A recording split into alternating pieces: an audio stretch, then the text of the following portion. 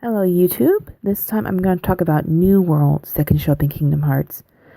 These will not be completely Disney, but I will stay away from neutral ground worlds, so to speak, such as like Daybreak Town and all of that, which technically has appeared before, but you get what I mean. Alright, these are the 7 new worlds that could show up in Kingdom Hearts. Number 1 is Arendelle.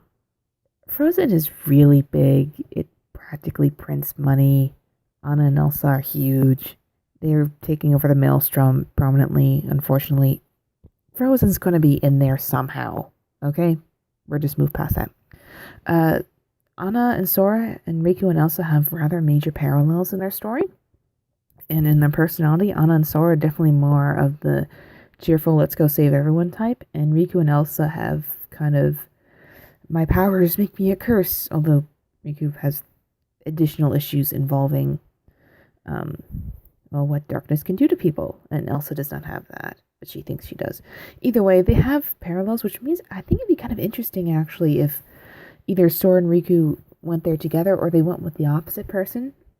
Sora finds Elsa and it doesn't work because Anna really is the one that saves her, and Riku ends up with Anna and is trying to explain how maybe her going there like this won't be the best for Elsa, but there are parallels, which leads to, again, dark is not evil with Elsa. Riku has that as his big overarching story thing, so they can connect on some level. And finally, Anna could be some sort of backup Princess of Heart.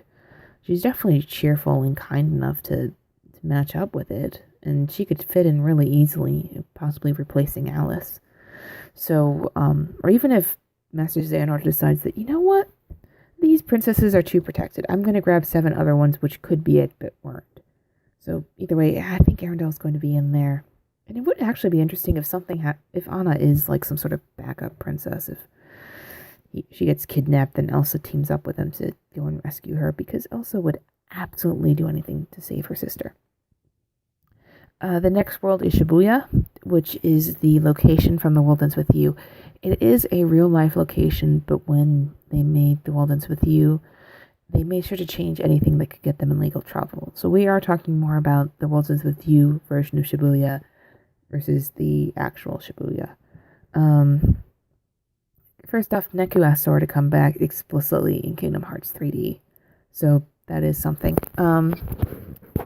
Second bit is Kingdom Hearts 3D implied mostly through Joshua and comments that other characters, especially Rai, made, that these were the actual characters from The World Ends With You and not the Kingdom Hearts universe copies. As world hopping and universe jumping are actually very major plot points in The World Ends With You, this is not actually out of character. On the other hand, that has very bad ramifications for our World Ends With You crew, but it's something. It can also explore death and sacrifice pretty easily, considering how some of the characters died and why some of the characters live. And then it also can explore alternate worlds or dimensions, which I'm not sure exactly how could help them, but introducing them might be interesting. With the death and sacrifice, though, I'm not sure how the World Ends With You rules would end up working very well for Sora, because then unless Sora gets involved in the game, which admittedly, if Joshua is as all-knowing and everything, omniscient, then he could easily see Sora and everyone coming and give them the pins to see, into the UG, and that way he can talk to them. Other than that, Sora's probably getting to following Eri around, thinking that she's Shiki. I don't know. I just want to see it back. I love The World Ends With You. Next one up is Corona, which is the kingdom from Tangled / Rapunzel. If Rapunzel had shown up a couple of years earlier, she absolutely would have been Princess of Heart. She's got absolutely everything down. Mother Gothel is another very, very old character, and she could have easily been around when the previous Keyblade Brothers were, even during the Keyblade War. I don't know if she definitely wouldn't tell them anything unless there was something in it for her, but she would probably have access to this information provided that well, I guess that she was around for it. We don't know how old she is, other than she's really old. And if she popped up after the worlds were repopulated, or was one of the first people in Corona, then she wouldn't have any information anyway, but she would be a source of it. Tangled also talks a lot about redemption, and definitely in regards to Eugene's storyline, Flynn. And yeah, there's always a lot of light imagery. And I think the I can see the light sequence on the boat with the PlayStation 4, everything, it would look amazing and would probably be good just on that alone. One of the major issues though is it doesn't really have a boss battle. The when it's really more Eugene and uh, Pascal, really more Eugene and Pascal accidentally working together to defeat Mother Gothel, unless Sora's going to beat up the Stabbington brothers, which would actually be kind of cool. The next world up is Nowhere from Guardians of the Galaxy. Marvel is big, and Disney's probably going to ask for Tetsuya Nomura to put to put Marvel in there. Most of the places, most of the areas involved in the other movies are either too big or involve real life locations. I mean, I guess you could probably debt cap too, but that's not much good with anything else. And considering U.S. versus Japan relations during World War II, I don't think First Avengers is a good idea. And actual Avengers takes place mostly in New York. And anyway, I think Nowhere is going to be a very good spot just for Marvel, just on the matters of logistics, continuity, and a couple of other reasons. Other reasons include Rocket and Groot teaming up to fight, either with you or against you, because it's Rocket and Groot, and be kind of cool. Collector in the Marvel Universe is not only explicitly immortal, but has gone through kind of universe changes a couple of times. The reason why he's the Collector is he realizes about how much society changed and how things change, and he collects items so the next time civilization comes back around, they will have something to base off of, at least be it laws, architecture, something. So when that was destroyed, his collection was destroyed in Guardians of the Galaxy, that's actually a major loss of information for future generations. But because of that, he is one of the most likely characters to have been around in the Keyblade War. And if Sora and everyone go to him asking for information, I don't know if he would give it very easily, but he would have it. And the backgrounds and complicated aspect and complicated interest part of just because of how Nowhere is set up and how it's kind of a mechanical world, so to speak, the backgrounds and everything by itself would be a very good test of the PlayStation 4 and Unreal Power. And finally, there is a boss, but you could put a boss battle in there against Ronan or Nebula and just have them escape, all of which are entirely valid options. Next world is New Orleans. Tiana being both a princess and a really great character. There's some new forms of magic in there in regard to the voodoo and the hoodoo and all that.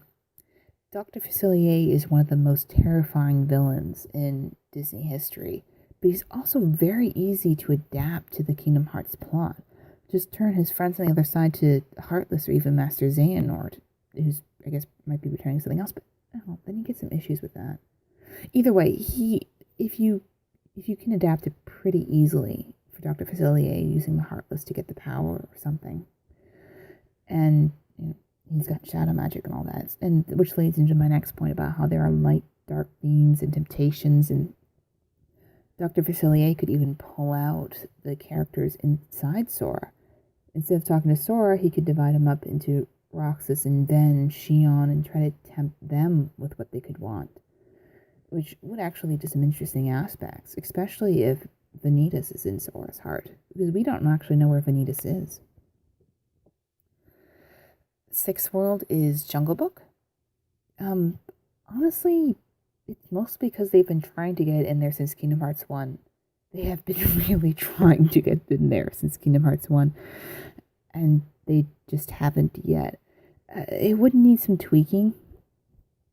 For starters, there is some racial issues that may need to be worked out. And then there's the Jim Cummings legal issues. The person that voiced King Louis in the original version is named Louis Prima, and he was a very famous jazz singer performer. And then he died, and Disney hired Jim Cummings to voice King Louis in Tailspin, which worked out great. It actually worked out too great, and Louis Prima's widow sued for breach of contract, which Disney lost. So as a result, King Louis can either no longer appear, or his cousin King Larry replaces him, or he does appear but he doesn't talk. As King Louis is kind of a major character for a portion of the movie that will need to be addressed. The final world is Haunted Mansion Phantom Manor, which is a Disney ride in Disneyland, Disney World, Tokyo Disney, and Phantom Manor exists only in Disneyland Paris, also known as Euro Disney.